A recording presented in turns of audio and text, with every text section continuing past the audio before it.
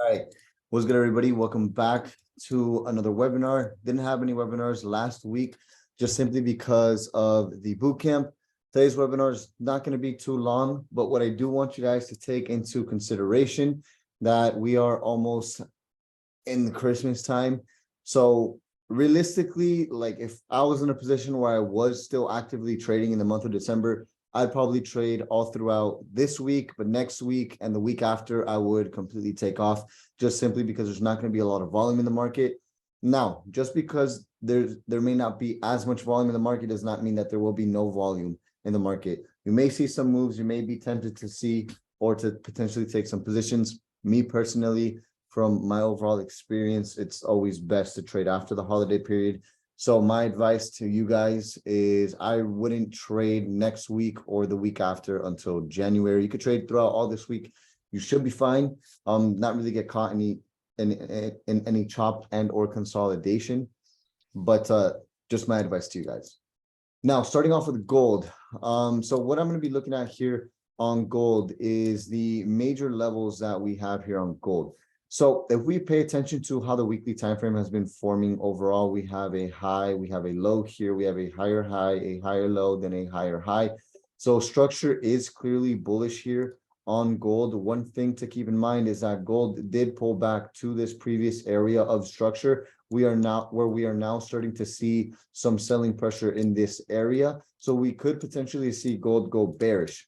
If we do see gold go bearish, a pretty safe area we can expect gold to come back down to would be this 1760 level, where we have this major area of support, where initially we had a rejection of the 1760 level, then price break back up. So we could see another retest of this area, and this could create pretty good buying opportunity to buy back up into the 1800 range. Now, breaking it down to a daily time frame, structure is still clearly very bullish. We have higher highs and higher lows, but price did just form this double top pattern here at this major area of resistance. So realistically, right now, what I would be looking for is for gold to continue to go down into this area here. And if price breaks under this previous support range, we can definitely expect gold to come back down into the 1760 area. Now, if gold breaks above 1800, we can wait for a retest for price to then buy it up into this 1831 area. And then all that can be done on the lower time frames. So if you are going to be looking to potentially sell gold, this is not an area where I would actually look to sell gold right now. I would like to see gold actually pull back into this 1804 range. And if price can reject this 1804 range, you could easily look to sell it back down into the 1785 previous support range. Anything above this 1808 area, I'd wait for a retest and then look to buy, because you don't want to get caught in a possible fake out. So that's what I would do in that situation there. Now let's go over GJ. I haven't looked at GJ. So GJ, let's go to the weekly time frame. So GJ on the weekly time frame, again, this is regular choppiness that we see here. Price is still consolidating inside of this resistance range that we have here. Call it 168, 192 being the highs of the range, and price is pulled back into the range. One thing that is interesting to look at on GJ and to keep in mind is that price is slowly starting to trade higher and higher. If we look at each week's previous lows, except for this one here, we're starting to see price kind of right above this 21 moving average, which is kind of concerning if you're going to be looking to actually sell. And what we have here is an area of support that did reject on the previous week, and then price went bullish from there. So the weekly time frame is kind of looking bullish, but as long as price can maintain under resistance, we can continue to actually look to sell. On the daily time frame, there is a lot of exhaustion towards the upside here, which is another sign that we can still continue to actually look to sell, especially if price maintains under this structure zone here. Once we see price start to break above the previous daily highs and start to break above this structure point, then we could start looking to buy GJ again up into the 169,500 or the 171. That would be a pretty good area for GJ to actually do so. Now, I wouldn't look to sell GJ as of right now, but definitely I would like to see more data coming into the London session. If GJ can obviously maintain under this kind of resistance range that it formed up here, then you can look to actually still go short. Anything above this resistance range, I would look for price to hold the support as it did throughout this area here, and then look to actually buy it up into the highs being over here. Now, if price starts to actually break this area, I'd actually want to see price pull back into this area and hold as resistance, because if it holds as resistance, then obviously it's a pretty good indication to actually look to go short and sell it down into this 165 500 range. Again, anything above like this 168 area, you can look to buy it up into this 169 range, call it 168 800 to be safe. Anything under this 167 300 range, you can look to sell it down to this 165 500 range, as we saw what happened over here. This is kind of like the same exact setup that I would look for just over here in this area there. That's what GJ. Now with the NASDAQ, let's go to the weekly time frame. So if we look at the NASDAQ on the weekly time frame, overall, this looks like a still very strong bearish market. Prices rejecting the 21 SMA, which typically when price is under the 21 SMA, I would like to be more sell biased than I am long biased. Also notice the pullback to the 21 SMA and price rejecting the 21 SMA. We have a nice clean bearish engulfing candlestick, although not being the strongest engulfing candlestick, it is an engulfing candlestick, and we can expect this bearish trend to actually continue. Now, for me to want to see this bearish trend actually continue, obviously I would like to see a break under this support range. If price can successfully break under the support range being 11,500, let's call it, then we can easily see price come back down into its previous support ranges where we have 11,000 flat, and then we potentially have 10,000, call it 650, which is this area over here. But first things first, this support range needs to break for us to continue to see the NASDAQ drop. Now, obviously, the way you could take advantage of a potential break of this support range is obviously a break, a retest, and then look for price to continue to go down, which it would be a lot cleaner because we're starting to see price break that area of support on the daily time frame. Now, one thing to keep in mind is that obviously this is previous support, but look at how every time price reacted off of this support level before, we had an immediate move back up into resistance, which that's starting to not be the case here, which is also showing us a sign that sellers are stepping in. So initially with this rejection that we had here, we had a pretty good buy signal here on the NASDAQ, but then very quickly we saw sellers bring price all the way back down. Now buyers can step back in again at this entire range that it has over here, and it could go from support all the way back up into resistance. But at this point in time, we're starting to see more sell signals than we are starting to see buy signals. And now, especially that price is broken back under this 21 SMA, pulled back literally into the SMA and is now starting to reject, is another sign that we could potentially continue to go down. So things are starting to look bearish for the NASDAQ again. Again, the only thing I'd want to see for me to actually be able to take a sell position is a break of the support, a retest, and then for price to continue to go down from there. The S&P 500, we have a nice bearish engulfing candlestick on the weekly time frame where price did close under the lows of the previous week. So if we look at the weekly candlestick and we analyze these weekly candlesticks, essentially what we have here is week after week after week, prices made higher low after higher low after higher low. And now we're starting to have a transition where price just made a lower low. We look at the highs of the week as well. We have higher high, higher high, high, higher high, which all the previous weeks is a very strong bullish indication. But last week, price made a lower high and now a lower low, which is, again, is an indication of bears. It's an indication that price can continue to actually go down. This is based off the weekly time frame. If we look at the overall flow of the market as well, we can see another leg to the downside. The potential is definitely there. I wouldn't go as far as to try and assume that that will happen, but I'm going to let price tell me that that may potentially happen. For me to actually see price continue to go bearish, if we look at the daily time frame, we have a median of support here. This is going to be a 4-hour support level that I actually marked off that price is now currently trading under. So from an intraday perspective, what we can actually look for an intraday move is for price to pull back into this previous 4-hour support range and actually look to take a sell position along this entire area to sell it back down into 39.12, which would be a pretty good trading setup. Anything above 39.12, then we can probably expect price to come back into this 39.54 range. Again, with the new weekly candlestick opening up, there is going to be a weekly high before weekly low, or vice versa, but the entire structure is the same. Price is going to pull back at some point, make a weekly high, lower high, and then continue to go down, make a weekly low or lower low. So we can anticipate a pullback, especially in the beginning of the week. But an area where I would like to go short would be a retest of this area for then price to go down into 39.12, or a complete break of this 39.12 range, which is going to be a daily resistance range, as we've seen in the past over here and here as well. I would like to see a break of this range for price to pull back, retest, and then continue to go down after that. So basically what I would look for is kind of like a move like this here.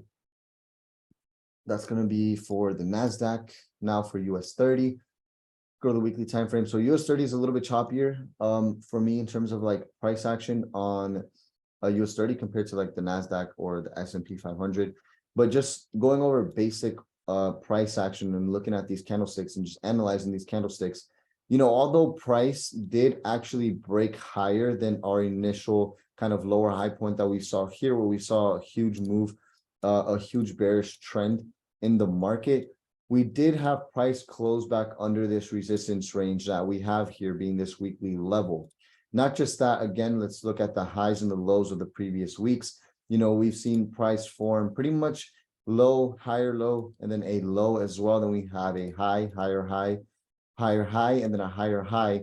And now if we look at the previous week, we have a lower high, lower low. So it looks like the market could potentially transition and either pull back to continue to go bearish, or actually go and give us some form of a bearish trend. Again, I don't like to make that assumption. I like to let price tell me what it's going to do. But looking just for short-term price action, you know, this was a pretty bearish week, and we can probably continue to expect price to actually go bearish.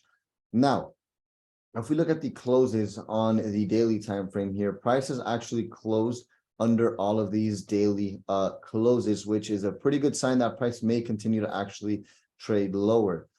Now, I wouldn't like to say that price could just potentially go all the way down. Price could definitely give us a pullback back to these closes here, being 33,538. Now, there's not a lot of detail or information that I would like to make an assumption on where price could potentially travel to.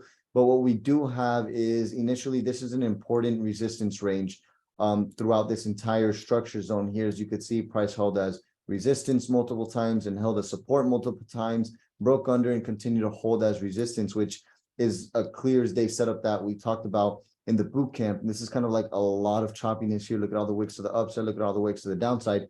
You know, if you trade a 5-minute time frame, this could be very confusing price action. But as long as you kind of maintain yourself on the 4-hour and the daily time frame, and you understand where the 4-hour and the daily time frame are going to go, then I would continue to look at the lower time frames with a 4-hour and daily time frame bias, just so you don't have any confusion on where the market may potentially go. Let's look at the 4-hour here. So the 4-hour actually broke under this area of support here. There's been a lot of lows tested around this range here, but if we look at the overall support range, it's going to be roughly around this area right here, which is going to be, let's drag this out to the future, which is going to be 33,537, which is going to be our support range. So we have two support ranges we could potentially look at. We have this 33,324 range, and we have this 33,560 range, let's call it. So as long as price maintains under this 33,560 range, we could actually look to sell it back down into this 33,324 support range, or into its previous support range or current kind of range of support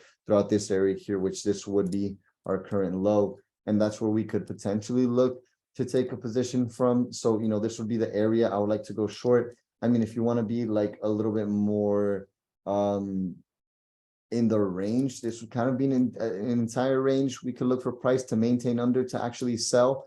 Obviously, if price breaks above this range here, then we could look for price to come back up into our major weekly time frame or daily, weekly and daily support range, where we could then obviously sell it back down if it rejects, or buy it back up if it continues to break. But honestly, the way price is forming on the weekly and the daily time frame, we can easily expect price to go down into this weekly and daily resistance level. Obviously, if price breaks under, we look for price to go back down or to go back up, retest it, and continue to actually go short, which is something that happened over here. Notice the break, notice the retest, and then notice price continue to go short from there. Not just that, it had a huge change in trend after it broke under this major area. So this major area is an area that we're going to have to pay a lot of attention to, because it is going to dictate a lot of things, like where the price could potentially go. Not just that, how far, and if the trend could potentially change if price does break under that area. So I feel like there's definitely going to be a lot of indecision in this area. It can happen. But that is going to basically summarize the breakdown. I'm going to answer a few questions, so let me know what questions you guys may have, as this webinar isn't going to be. Hey, Ro, what's your thoughts on gold? I'm a little late. Sorry about that. Basically, we can look for gold to actually continue to go short from this 1804 range back down to 1779 and then 1760. Anything, if price were to come to 1760, you could potentially look to buy it back up from there. But as of right now, price is giving us bearish signals that we could go back down to the 1760 range. So I would look for a retest of 1804 to sell it back down. If price breaks above 1804, I would look for a retest to then buy it up into 1830. Yo, Raul, could you go over? Thanks, bro. Raul, could you break down silver? Yeah. So silver is obviously very different than gold. So the thing about silver is price is currently at a higher high point. So silver could potentially pull back based off the weekly time frame. If we look at the weekly though, silver broke above its major area here of support, which is the daily 22 support range, came down, retested, and completely rejected and made new highs on the weekly time frame. So basing this kind of just solely off the daily time frame, obviously there's previous resistance in this range here. So I mean, you could look to buy it at this previous resistance range, but honestly, I think silver is going to give us some form of a steeper pullback back down into this daily 22 area to give us a better retest, and then we are going to have to see what price actually does. So let's go down to a 4-hour time frame. On a 4-hour time frame, I mean, price is already rejecting this entire resistance range. So as long as price can actually maintain under this resistance range, you can continue to look to sell it. Once price breaks above, then I would actually continue to actually buy it, especially if price were to get under this 23 level here. You could look to sell it back down into this 22 area. Obviously, anything above this area here would be buys. Anything under, we can actually look to sell it back down. But silver looks pretty strong from a bullish perspective. The only thing that I would like to see again is another retest of this area down here, because typically like we'll see multiple retests of major areas before price goes up, because this is where we're going to see like where the bigger liquidity actually is. Like if we just look at the actual past before, look at how many times price actually retested this area before continuing to go bullish. Now a long-term target, if price does reject this 22 area, would be 24.8, which is a pretty good long-term target there. Obviously, if gold goes up, silver will go up as well. Since gold is looking kind of bearish, then silver could potentially pull back to this area here. But I would definitely look for buys along this area here. Anything in between would be a little bit uncomfortable for me to actually take a position. I would kind of want to see more data on what price actually does. Yep. Any more questions? Yeah, Raul, I got a quick question about your entries. Sure. So do you still wait for the break on the hour and the 30, and then you wait for the retest on the 5 and with the aggressive entry? Do you still do that? Not necessarily. I don't think I've done that in a very long time. I like to trade like a 5-15 minute time frame based off of all of these intraday levels. I don't wait for like a strong close under on the hour. If I see on the 15-minute time frame that price breaks under a level, then I'll kind of take an entry there if I want to trade a breakout, or if I want to wait for a retest, I'll just wait on the 15-minute time frame for price to come back down, retest, and then look to buy it at that certain level. Gotcha. Appreciate it, bro. Yeah. Oh, also one more question. How often would you say you trade between your major levels? Like, would you just wait for it to hit the daily or the weekly or the 4-hour levels? Basically, like I look at my intraday levels, and that's kind of where I'll take positions from. I wouldn't say like I trade the major levels all the times. To give you like an example where I would have potentially taken trades at these intraday levels, probably would have been throughout this entire range here, this entire range up here. Those are my more major levels, but I've also would have taken trades in this range here. So, you know, whenever price gives me the opportunity, I'll take it. You know, but it's not like I only wait for the major areas. I just take bigger positions on the major areas because they're the highest probability setups. Gotcha. Appreciate it, bro. Yeah. Go to GJ real quick, bro. So you see where 165 is, and you got these levels just above. Your cursor was right at the level just above it. It's not marked off, but there's like a support level right above there in the middle, between the red and the black line, like right around there. Yeah. So you say you're going to wait for price to come down to 65. why wouldn't you, oh, you would aim targets, like if, when you see the retest of 167, 300, you would wait till price comes down to 165. Why wouldn't you put your would you put your first target right where your cursor is right now and then look to hit 165, or would you just aim for 165? Yeah, for sure. I mean, just like we discussed in the boot camp, like just because like I have a long-term projection of this is where price is going to go, doesn't mean I'm going to take profit off here. You know, if I get good risk reward opportunity, I'm most likely going to take my entire position off there. But then I still know that this is my long-term projection. Got you, got you. Long-term meaning within the same day, right? No, long-term meaning within the next few days, we can easily see price come here. Oh yeah, it's H4. I understand. Yeah. Yeah, but I wouldn't take a trade from here all the way down to here because I'm not swing trading. I mean, if I were to take a position from there, then I'm going to be looking to take a position from probably 167 all the way down to the nearest support level, which is going to be 160, call it to be safe, 166,550, because price may not break that support level, and from there it'll go up. But my initial projection of price going bearish was accurate, and I'd want to capitalize on that accuracy, you know? Yeah. When you, Yeah. again, when you hold positions for longer and you start looking to catch bigger moves, you're open to more risk. Okay, bet. Yo, Raul, do you know if price is trading at your major levels and it's not like your session, it's not your session time, would you still enter or you wait for your session? I wait for my session. Because like, you know, if you go into silver there and on 6th December, I think it was 6th December, yeah. What am I I doing? got an entry confirmation from the 1 hour variation. What date did you say? 6th December. 6th of December? Here. Yeah, there, that 1 hour variation. But I didn't enter because I wasn't sure if I'm supposed to enter because it's not my session time. So I just missed it then. This is session though. This is New York session. Oh, I trade London, so I mean, uh, there's still going to be volume in New York. The point is to try and avoid trading Asian session, because you're okay, going to so have the most volume and liquidity in the market during the London and New York session, because that's when the major banks are open. That's when basically everything is the most liquid. okay. It's So trading what stock time is the latest you're gonna look for again?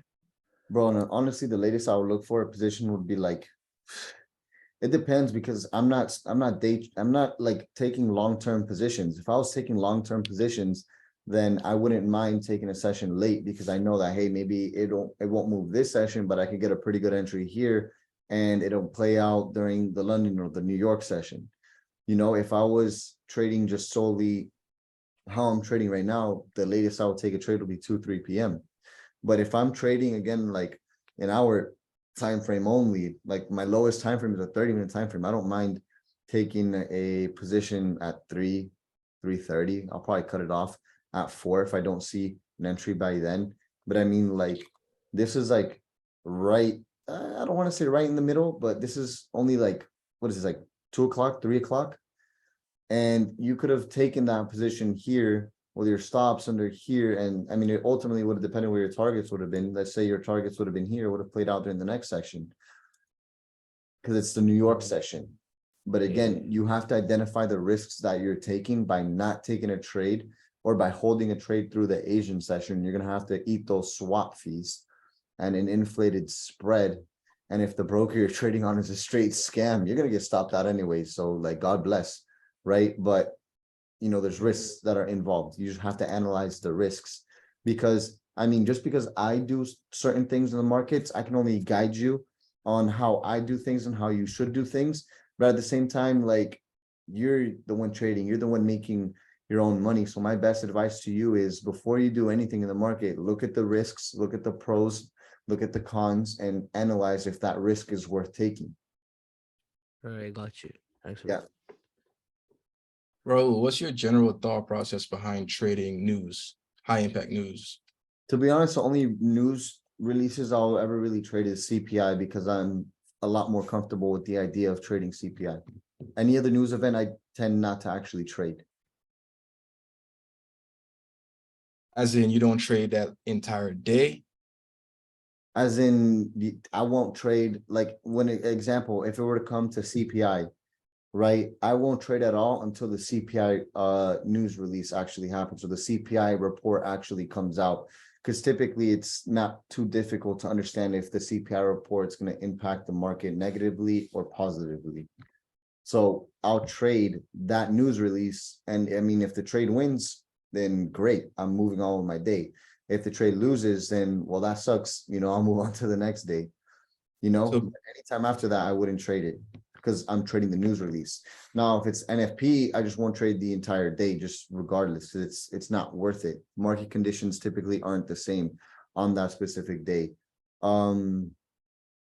Typically, like when it comes to news releases and days where there's high impact news, I just won't trade because I find it's not worth me putting money at risk. Sure, I mean, I could win a trade after a news release, you know what I mean? The market's kind of calmed down, but the market conditions just simply aren't the same. So to me, it's not worth taking the risk. I'd rather move on to the next day. There's always going to be another trading day. There's always going to be an extra 360, or not, I don't want to say 365 trading days, but Right. it's not going to be the only trading day.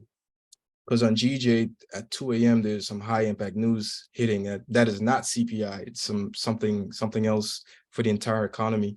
So you wouldn't trade, if you're a London trader, you wouldn't trade London, but you would trade New York, or you just wouldn't trade that entire. Yeah, because I'm thinking New York. If you're trading London and there's a news release to happen in New York, bro, you could trade it no problem. Okay. Depending on the news release, you could see consolidation, because again, when you have a big news release such as CPI, there's a lot of anticipation, there's a lot of waiting, there's a lot of uncertainty in the market, which is where you're going to see this chop. Yeah. If you're one of those guys that gets caught in the chop, I mean, God bless. No, I don't trade London. So I was thinking to like avoid that like session and just do I mean, you should be fine to be my honest. regular Like, sessions. if you're gonna trade New York and there's a news release in the London session, you should be fine. Okay. So what if there's news that hits at the start of a session? Do you not trade the entire session, or you just like I just trade won't- like a couple hours after, or you just wouldn't trade at all? I just wouldn't trade at all. I'll look at the market, but I wouldn't trade at all. Like when I see like news releases and it starts in the beginning of the session, or the news releases at like 2 p.m. Yeah. and not to trade, simply because like there's been so many times where I don't want to say I know, but I had a great probability of winning the trade, but because there's high impact news that day, it just doesn't play out in my favor. But then the day after, it plays out in my favor, It plays out. Yeah. Yeah, got you. I appreciate you, bro. Trading Yo, from oh my fault. Raul, bro. what's up? I was looking at SPX real quick, right? And I had a specific question, like on the daily time frame for SPX, like I was still looking like at it for it being bullish, because I didn't know, I didn't consider like it broken into a downtrend yet. So I was asking like, do you consider like on a daily time frame like SPX broke down into a downtrend or not? I mean, you're not going to really see a downtrend until you have already identified the trend, or the trend is already actually happening. But if you just look at price action and you go with what price action signals are telling you, this is a pretty good transition. It's starting to look like price is starting to transition into some form of a bearish trend. Just simply look at the highs, right? Prices made pretty decent highs and then higher highs. If we look at the lows, I mean, prices maintained lows until here. Prices came and broken under these lows, made new lows, now made a lower high, and now price looks like it's going to make another low. Yeah, cause what I did, I considered like that whole push up to be like a whole like a push. Yeah, but you also got to think about it from this perspective. You got to think about it from a tug of war perspective. I mean, look at this bullish day, right? Yeah. Telling me buyers brought price all the way from 39.40 all the way up into the 44,000 range, right? And then day after day after day after day after day, price started going bearish, making lower lows and lower highs, and continue to make lower lows and lower highs. And it completely wiped out all of the work that the buyers did over here. So yeah, I'll tell you about the sellers. And not just that, it made price went lower than that. You know, so what does that tell you about the sellers versus the buyers? You think if the buyers were that strong, they would let the sellers push price all the way back down to potentially even newer lows? You know, Nah. it raises a big question for me. We could see price go bullish to some point, but then I feel like we could definitely see price continue to actually go bearish just because that's the way the market moves. You know, just kind of like what happened over here. We saw a big move down, a big move up, a big move down, and then, you know, price started to go up again after that. You know, that Yeah. over here, sure, but then I feel like price is just going to continue to go down. Again, it's just as long as these structure points are valid and we identify what our lower highs are and we identify the different shifts in the market. Obviously, if price breaks this high here, I'm not going to be interested in selling. But since Yeah. price is maintaining under this area, I mean, as long as price maintains under this entire kind of like structure zone here, then I'll continue to look to sell. Okay. Okay. Yeah, and I mean, you could just look at how structure is forming here on the 4-hour time frame. I mean, this one massive candlestick, then a low, then a lower high, then a lower low, then a lower high. Now price starting to form a low. You know, so this structure is starting to look bearish to me. Yeah. But Yeah, Hey, Raul. yeah. Hey, man. I have a question. It might sound stupid, but just to have a clear view towards it. When you say fundamentals, what are the fundamentals? Just to have it clear. What do you mean? Where are the fundamentals? No, what are What the is it? What is it? like what are the fundamentals of like when you say the fundamentals, you have to know the fundamentals of the trading or something like that. What? I'm confused. I don't even think we covered fundamentals today. Bro, he don't understand it. You talk about news events when you refer to the fundamentals. He mean Or like that. he could probably mean the fundamental of like technical analysis, like the fundamental stuff. Yeah, So are we talking Yeah, about that's clear. fundamentals and yeah. economy, or are you talking about technical analysis? Because those are two different things. Yeah. No, the technical analysis. Yeah. All right, what about technical analysis? When like shit, I don't know how to explain it. Yeah. So like, you know how you explain Are you like talking basic about the market structure, that foundation? kind of stuff? Are you confusing the Yeah. word fundamentals for foundation? Yeah, kind of. I mean, what about technical analysis are you concerned about? Damn. Honestly, I don't know how to explain that. I guess he's trying to say like when you talk about fundamental about news, if we need to know about news to if there's a news comment, something like that, I guess. So Actually, let me structure the question out and I'll ask you again. Just let me think about in a better way to explain it.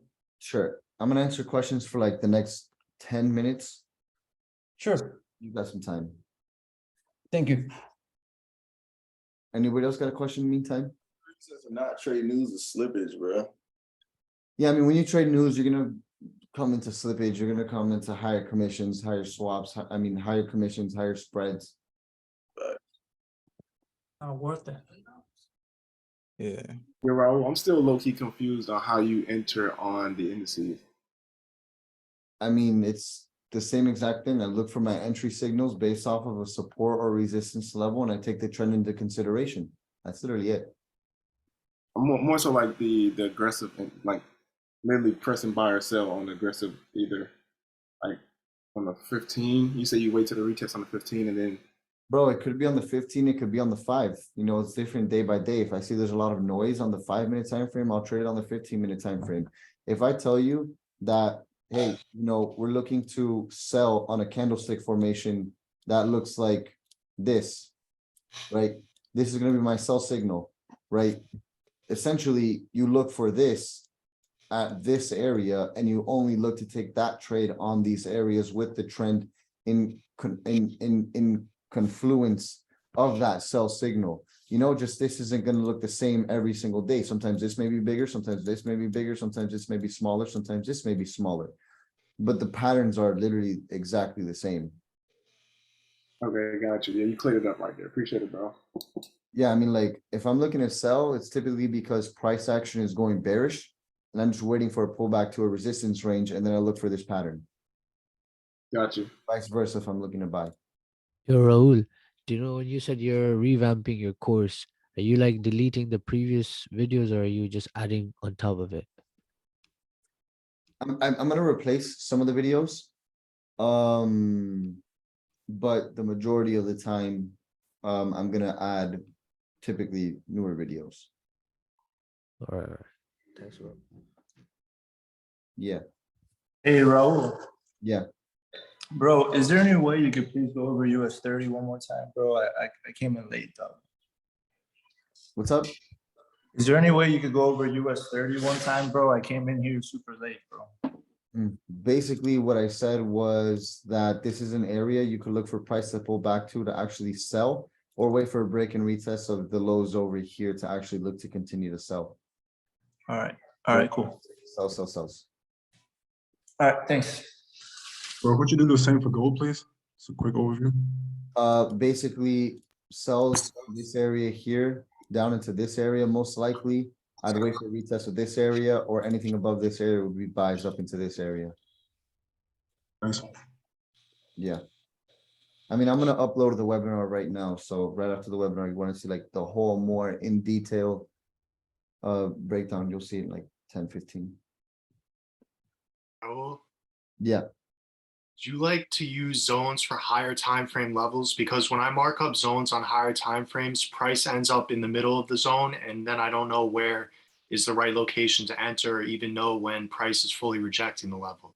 It's all gonna be a general zone anyways. Doesn't matter if you put a horizontal line, doesn't matter if you put a rectangle. Remember, you as a trader, you're placing that rectangle or horizontal line. That's something that's subjective to you. That's Right. not what the market's actually gonna do. It's just to give you a general idea of where you want to actually see price reject and or break. So I have a follow-up question for that. When you are trading zones, where do you prefer the location of your entry signal? Do you prefer it near the edge of the zone, just outside of the zone, or can it be anywhere inside of the zone? I mean, I don't really use like zones in specific. I like to use horizontal lines just simply because I'm kind of looking for a more exact price point to get the most accurate entries I possibly can, although I know in my head it's a general zone. Okay. I'd like to like have it marked off for trade is ultimately up to you. Okay. Thank you. Yeah. I have a question. Yeah. How do you set up your screen? Like, do you view just this one large time frame, or do you have like the 5 and 15 split where you're seeing a couple things, or what does that look like? I have my MetaTrader 4 or MetaTrader 5 on my execution timeframes being the 5 or the 15, and then I have my trading view being like an hour or 30-minute time frame. Okay. Yeah. Cool. Yeah. How about the Call of Duty screen? You got the other screen. That's after. That's when I'm done. Yeah. Any more questions?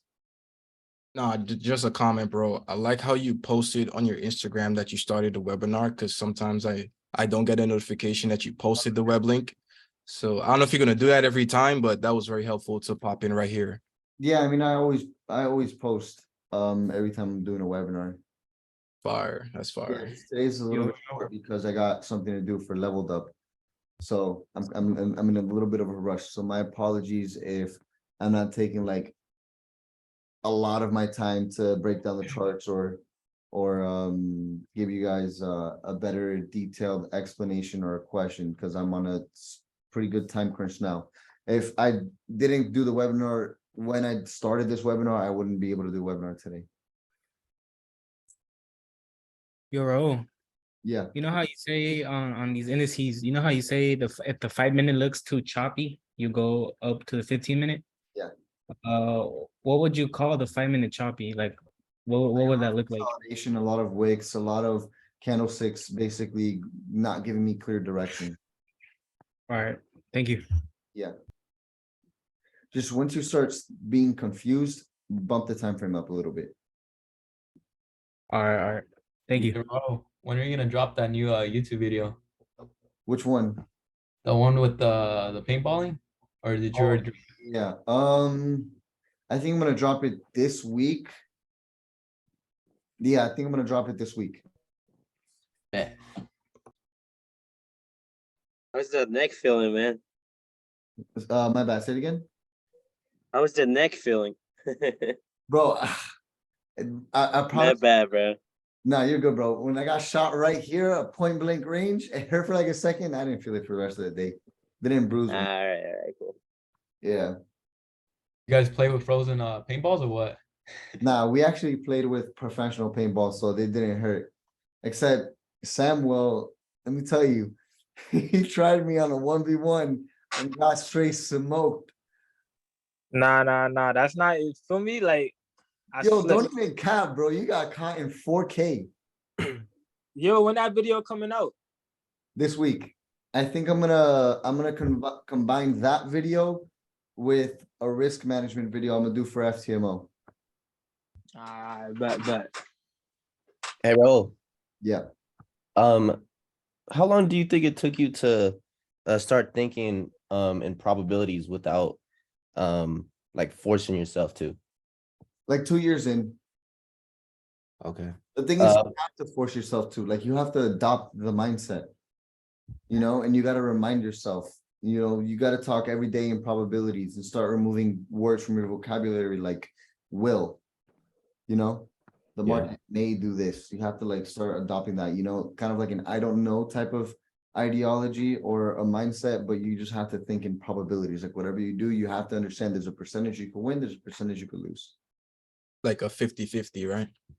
Kind of like a 50-50, but I wouldn't say a 50-50 just simply because, again, like you use all of this technical data that you gather together to increase the probability of your position.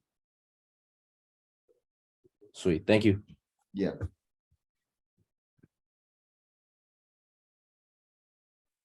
You had mentioned before that like you would, if the market, if you come to the, because you got a lot going on, all these businesses you're running, all this stuff. So how you keep a clear mind while you're trading, to me, is like crazy. So when you come to, if you come to the market and you're not 100% there, you say what you usually do at that moment? If I'm not 100% there, then bro, I don't trade at all because I know I'm just going to end up taking a loss. What would you actually do? You just get up and just do something else and just go for a drive or walk? Sleep, or I get up and I work on whatever else I got to get done. Just do something else. Yeah, because I find myself burning out very easily when I'm too focused on everything else that I got going on and not focusing enough on my trading. Like I find myself that like if I'm like 100% on lock with my trading and like 200% on lock with my other businesses, then I burn out in one aspect. If it's not on this aspect, it's over here. So I'm trying to find like a nice balance because trading is very mentally draining. So you're not the type to like meditate or anything like that? Nah, bro. I mean, a lot of people say you should, but like, I'm not gonna lie to you guys. Say, yo, I meditate, you know, and do this, and I do weird rituals to get to where I'm at. I don't do that shit, bro. And lighting candles and all zen out. Yeah. Starts right now in 4 minutes. But supposedly meditate is like you don't have to like close your eyes and none of that shit. Like you need to just be focused about something. So that's what I heard. Yeah, meditation for me, like it would just be like some push-ups, like go to the gym or something. Like yeah. I mean, I guess. I mean, maybe like for me, I mean, if that's the case for me, it'd probably just going out on a cruise in one of my cars. Type shit. You know what I'm saying? Shit like that. Yeah, but nah, bro. Like, cause when I think about like meditation, I'm thinking about like you're sitting on the floor, crisscross applesauce with your hands like this. You know what I mean? You dressed in all white and shit. Yeah, bro. When I think about meditation, some in the background. That's what I'm not knocking people who actually do that, but like that wouldn't be me though, to be honest. If you do it, I mean, God bless. Like, you know. Yo, wait. When you went to the Hard Rock that night, like, what y'all be playing there? I play blackjack.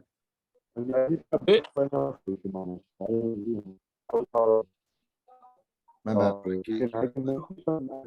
Raul, I got a question for you. Oscar guys. Yo, Raul. Yeah.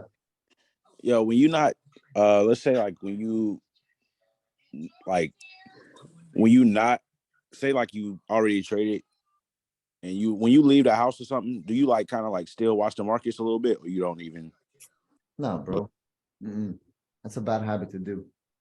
I'll come back later on the day and see like, let's see what else happened.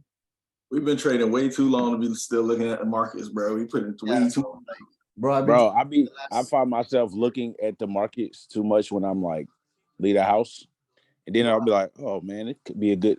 when I'm done trading, I'm done trading. I've been trading for the last 6 years. It's kind of like it's so routine. I come onto the markets, take a dub or take an L, and I go on with my day. Like it's almost like it's a 9 to 5 process. Literally, like That's how it has to be. charts, and I leave the house. I don't even want to think about it.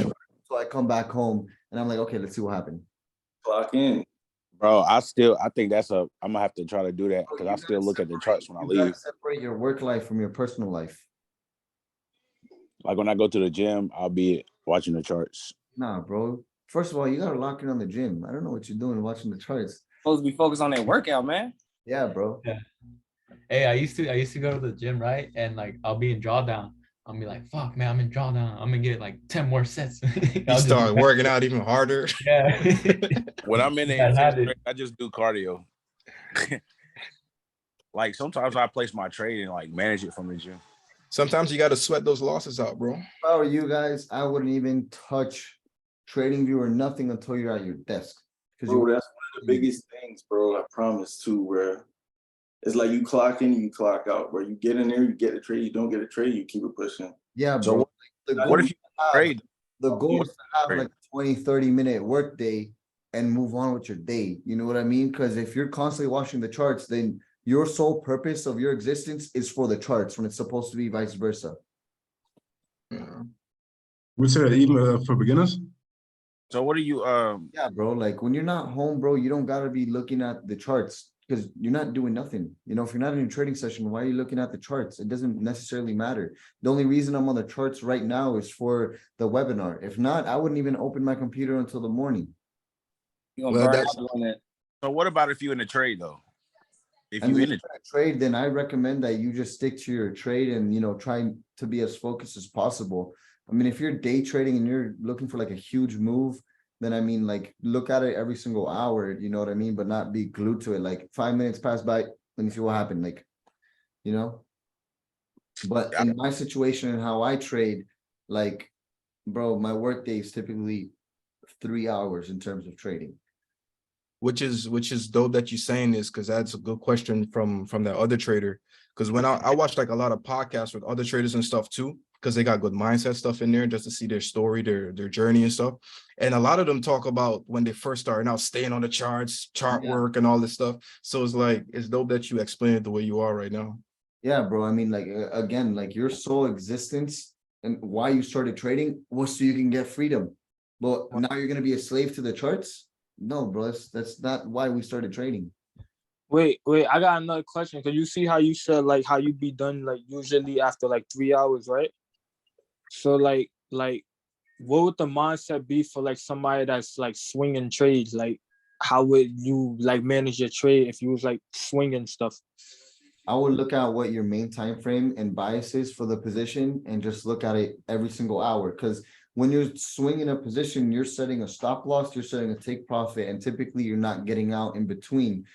I mean, you'll manage your position. That's why you go back and you look at it like every single hour. You know what I mean? But I wouldn't be glued to it either. Yeah. Because I mean, you looking at the charts is ultimately going to do what? If you're a break even, you're a break even. There's nothing you could do. It's either wait till you're in profit or wait till your stop loss gets hit. You looking at the charts is not going to make the market go up or down. Well, but again, you have to manage your position. You just have to understand when you're going to move your stop loss to break even. And when you see price give you that opportunity, do it and then move on again. Let me know your opinion on this though, Raul. So when it's time to actually spend time on the charts, as if you're back testing or if you're reviewing your charts, your trades before. Yeah, if you're actually doing something, it's not it's not to just, oh, you know, let me check up on GJ, you know, like if it was an actual person, you know what I mean? Yeah. What you on, GJ? What you trying to do? Yeah, GJ, you trying to go out tonight? Like, yeah, like, you know what I'm saying? Yeah, bring out the Raris. Like, bro, like if you're at an event or you're at dinner with your girl or you're with the boys and you're doing whatever, bro, there's no reason for you to be on the charts. Like, fuck you doing anyways. You're not going to be locked in for you to make money. Right. It doesn't matter what the shit is doing unless you're on there trading. Like it literally don't matter until you're at the screen. You feel me? If you trade New York session, then it shouldn't matter what it does during the London, during the Asian session. What matters is, okay, let's see what happened. You do your pre-market analysis and then you actively trade. That's why you set like an hour before so you could review what's been going on for the last few hours. And that's so you actively know what's been going on for the last few hours, you know? And then you got your post-market analysis, and then boom, you're off again. Exactly. Constantly being on the charts is gonna fuck with your patience. Then when it comes time to your actual session, you're not gonna really, you're gonna be burnt out. And then it's just gonna fuck with you in general, like, oh, this looks like a good setup. Should I take it? You know, damn well you're outside of your trading time. Like, what the fuck you doing looking at the markets at 6 p.m.? You know what I mean? Facts, bro. I took Bro, some that's- crazy losses doing that shit. Yeah, even if you look at the markets like during your session, if you look at them too long, you be like, damn, it's like a good move potentially. It's like you start hallucinating, bro.